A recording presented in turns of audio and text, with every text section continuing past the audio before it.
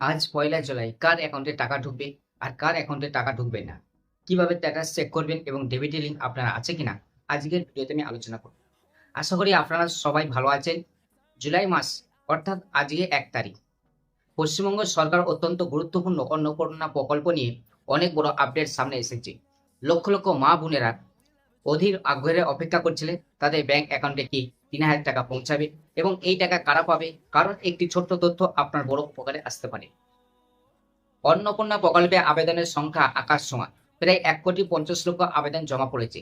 এর মধ্যে সরকারি ভেরিফিকেশন বা ত্রুটির পর 1,20,00,000 বেশি আবেদনকারীকে যোগ্য বলে ঘোষণা করেছে।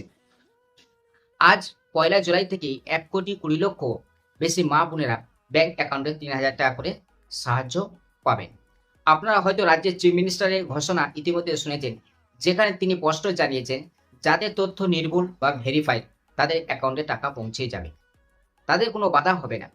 এবং সবচেয়ে গুরুত্বপূর্ণ যেটা আপডেট হলো, আপনার ব্যাংকের সাথে ডিবিটি লিঙ্ক থাকতে হবে। ডিবিটি এর মানে হলো ডাইরেক্ট বেনিফিট ট্রান্সফার, অর্থাৎ আধার লিঙ্ক থাকতে হবে। আপনার ব্যাংকের সঙ্গে যদি ডিবিটি লিঙ্ক থাকে বা আধার লিঙ্ক থাকে, আপনার 4টে অ্যাকাউন্ট আছে কিন্তু একটাতে আধার লিঙ্ক আছে, আপনার সেই অ্যাকাউন্টে টাকা ঢুকবে। মনে রাখবেন, সরকারি এই প্রকল্পের টাকা আপনার সেই অ্যাকাউন্টে ঢুকবে যেটার সাথে আপনার আধার কার্ডের ডিবিটি লিঙ্ক সক্রিয় আছে।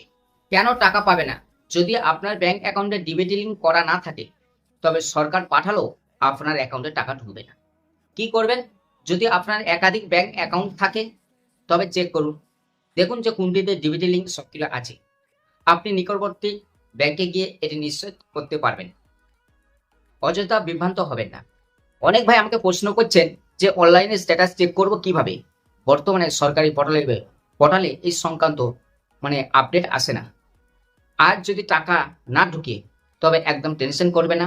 1,20,00,000 মানুষের অ্যাকাউন্টে টাকা পাঠানো হবে, তবে ধাপে ধাপে টাকা সবার কাছে পৌঁছাবে। হয়তো 1 দিন 2 দিন বা 3 দিন ঢুকতে টাইম লাগতে পারে। আপনার মোবাইল নাম্বারে SMS চলে আসবে। যদি মোবাইল নাম্বার ব্যাংকের সাথে লিঙ্ক না থাকে, তবে নিজে পাসবইটা আপডেট করিয়ে নিন এবং ব্যাংকে গিয়ে স্টেটমেন্ট চেক করুন। সর্বশেষে একটাই বলবো, যারা এখনো আবেদন করেনি বা কোনো কারণে আবেদন করতে পারেনি, তারা অফলাইন বা অনলাইনের মাধ্যমে আবেদন চালিয়ে যেতে পারে। পশ্চিমবঙ্গ সরকার এই উদ্যোগ অবশ্যই অনেক পরিবারের মুখে হাসি ফোটাবে। আপনাদের এলাকায় কোনো সুবিধাভোগী কি টাকা পেলেন বা আপনার অ্যাকাউন্টে কি টাকা ঢুকলো কিনা, আমাদের কমেন্ট বক্সে জানান। ভিডিওটি আপনার পরিচিত মা ও বোনেদের সাথে বেশি বেশি করে শেয়ার করুন, যাতে করে নতুন আপডেট সবার আগে পেতে চ্যানেলটি সাবস্ক্রাইব করে রাখুন। ভালো থাকুন, সুস্থ থাকুন।